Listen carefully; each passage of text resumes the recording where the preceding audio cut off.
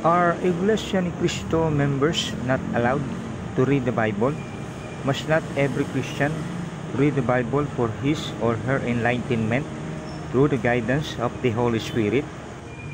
It is not prohibited for members of the Iglesia ni Cristo, Church of Christ, to read the Bible. During worship services, the minister even mentions the biblical verses used in the homily so that the brethren themselves can verify if what were read are really in the Bible. Contrary to the common notion, the Bible is not an open book. The words of God written in the Holy Scriptures is a mystery kept secret, Romans 16:25, and thus it is not open for self-interpretation, 2 Peter 1:20. This was demonstrated in the case of the Ethiopian eunuch who was reading the scriptures but was enlightened only when Philip explained to him what he was reading. And behold, a man of Ethiopia, a eunuch of great authority, under Candace, the queen of the Ethiopians, who had charge of all her treasury and had come to Jerusalem to worship, was returning. And sitting in his chariot, he was reading Isaiah the prophet. Then the Spirit said to Philip, "Go near and overtake this chariot."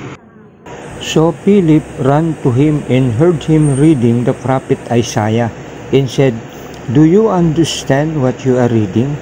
And he said, "How can I, unless someone guides me?" And he asked Philip to come up and sit with him, Acts 8:27-31. This shows that not just anyone, no matter how highly educated he may be, can understand on his own God's words hidden in mystery, 1 Corinthians 2:6-8.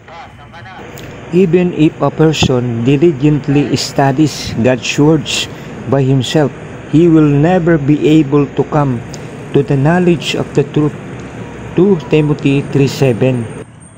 Only those sent by God, his messengers, like the apostles and their co-workers sent to preach the gospel, were given the knowledge of the kingdom of God, Mark 4:10-12.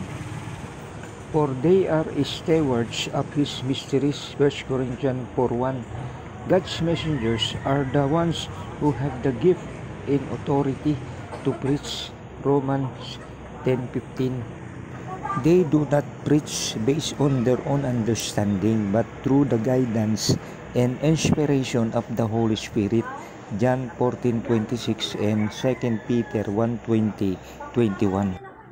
Church of Christ members continue to be taught and remain enlightened with God's words, for God has placed an administration in the church to make God's message fully known, Colossians 1:25, Pullman Christian Standard Bible.